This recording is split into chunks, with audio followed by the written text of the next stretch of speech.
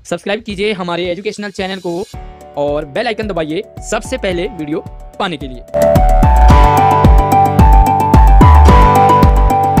प्यारे बच्चों, साइंस में हमारा टॉपिक चल रहा है विद्युत तथा परिपथ। इस टॉपिक में हम और नई नई जानकारी आज लेने वाले हैं, नई नई चीज़ें सीखने वाले हैं।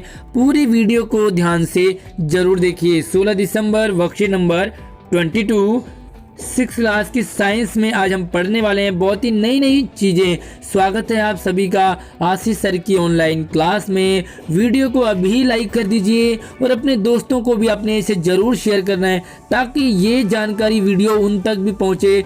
तो चलिए हम शुरू करते हैं और वर्कशीट में नई चीज़ सीखेंगे फ्यूज़ के बारे में। सबसे पहले हम जानते हैं फ्यूज़ क्या होता है। फ्यूज़ एक ऐसा उपकरण है जो किसी भी उपकरण या सर्किट को बिना किसी हानि से बचाने के लिए इस्तेमाल किया जाता है। यानी कि फ्यूज कहीं भी सर्किट होता है तो कोई भी प्रॉब्लम आती है तो उससे बचाता है। किसी भी उपकरण में ज़्यादा करंट आ जाए या कहीं घर में फॉल्ट हो जाए तो जो फ्यूज है ना वो उसकी करंट की यानी कि बिजली की सप्लाई क्या कर देता है, बंद कर देता है। और जिससे होने वाला जो हानि है ना वो हानि नहीं होती है। यानी कि बहुत बड़ी जो हानि हो सकती है, बहुत बड़ा नुकसान जो होना हो घर के अंदर वो बच जाता है। तो चलिए इससे जानने के लिए हम एक पिक्चर देख लेते हैं। चलिए तो ये पिक्चर है और इस पिक्चर में आप देख रहे होंगे ये चीज़ है और ये एक चीज़ है। अब यहाँ पर आप देखो कि ये यहाँ पर कुछ करंट पासिंग के लिए बनाया है और एक यहाँ पर एक करंट पासिंग के लिए। अब इसे जब उल्टा लगाएंगे तो ये दोनों चीज़ें, ये चीज़ यहाँ फिट हो जाती है और ये चीज़ उल्टा करके। अब ये करंट कैसे एक दूसरे को पास करता है तो वो हम समझते हैं।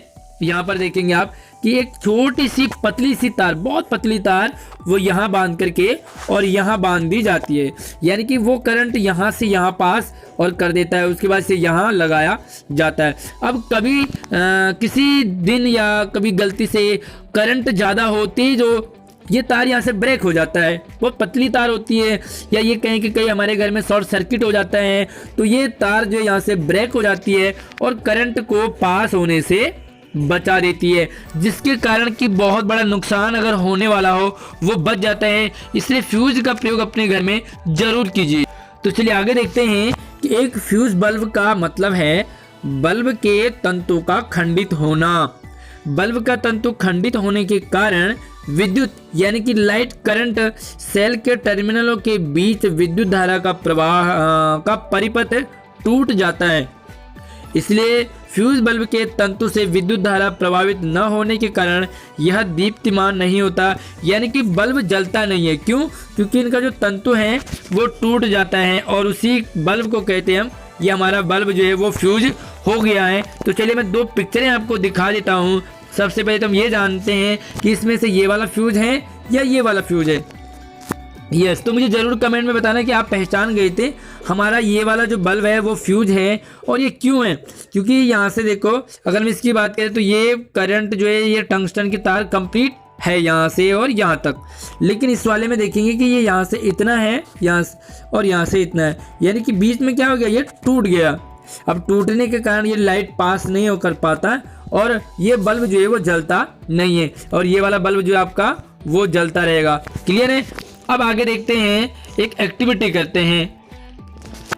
आप पहचान करें कि उपरोक्त बल्बों में से कौन सा बल्ब फ्यूज है और क्यों है।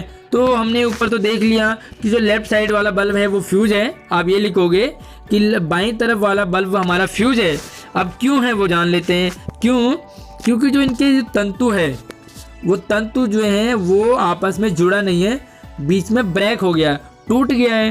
टूटने के कारण वो करंट जो है परिपथ उसका टूट जाता है, वो एक दूसरे को नहीं टच कर पाते हैं, जिसके कारण कि लाइट का जो बल्ब है वो जलता नहीं है। क्लियर है? आपको समझ आ रहा होगा। कोई भी डाउट रहता है आपको तो आप कमेंट आप जब मर्जी कर सकते हैं। तो चलिए वीडियो को अपने लाइक करना है, अपने दोस्तों को भी शेयर करना है और आगे हम जानते हैं। हवा विद्युत रोधक है। हमने विद्युत चालक और विद्युत रोधक जाना। रोधक यानी कि जो करंट को आगे पास होने से रोकता है, और चालक जो कि इसको आगे कंटिन्यू करता है। तो हवा क्या है? एयर। वो क्या है? एयर आपका विद्युत रोधक है, यानी कि आगे पास नहीं करने देता। अब सपोज करो ये वाली तार है, ये यहाँ से इधर गई और यहाँ पर टूट गई। और ये वाली तार है वो आपने एक दूसरे से जुड़ी नहीं है, टूट गई, तो बीच में क्या है आपके हवा। फिर से दिखाता हूँ, ये बीच में टूट गया, लेकिन ये हवा तो है यहाँ पर बीच में, आप तो ये नहीं कह सकते हवा नहीं है, तो हवा है, लेकिन हवा क्या करती है, वो विद्युत को रोकती है। अब सोचो अगर हवा भी विद्युत चालक होती तो बल्ब बिना तार के बिना ही बल्ब तक पहुंच जाता। अब देखो यहाँ पर तार की तो जरूरत ही नहीं पड़ेगी ना, क्योंकि ये तार यहाँ टूट गया और ये यहाँ टूट गया, लेकिन बीच में हवा तो है। अब हवा के होने से क्या होगा, टूटी हुई तार पे भी करंट जा सकता है। और इसका असर क्या होगा, देखो बिना तार के भी बल्ब जल जाएगा, और सिर्फ बल्ब ही नहीं जलेगा बल्कि तार में से जाती हुई विद्युत चारों तरफ फैल जाती। क्यों फैलती, क्योंकि हवा यहाँ भी है, वहाँ भी है, हर जगह हवा है, हवा को कोई नहीं रोक सकता, और बहुत खतरनाक स्थिति हो सकती है। कैसे, वो मैं आपको बता दूं। सपोज करो यहाँ पर ट्रांसफार्मर है जहाँ पर कि खतरा है, बहुत डेंजर, हाई वोल्टेज यहाँ पर लाइट होती है, तार होते हैं।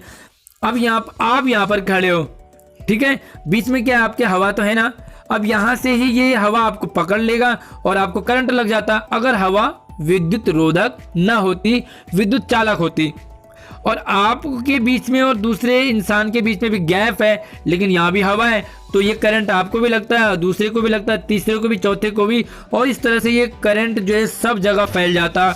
आप सोचो कितनी बड़ी दिक्कत हो सकती है, कितना बड़ा खतरा हो सकता है, और कितने लोगों को करंट लग सकता है। मुझे कमेंट में आप जरूर बताएंगे इसका आंसर क्या होगा।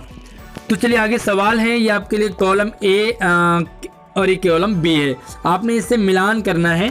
तो देखो अगर हम स्विच की बात करें पहले नंबर का, तो स्विच कहाँ फिट होता है, क्या स्विच सेल का समूह है, नहीं, क्या स्विच ये वाला है, नहीं, तो स्विच को आप सीधा इसे तार खींचोगे कि स्विच एक सरल युक्ति जो परिपथ को जोड़ या तोड़ सकती है। तो स्विच है तो आप ऑन करोगे तो जुड़ जाएगा, ऑफ करोगे तो टूट जाएगा। तो चलिए हम यहाँ से शुरू करते हैं, सेल का समूह।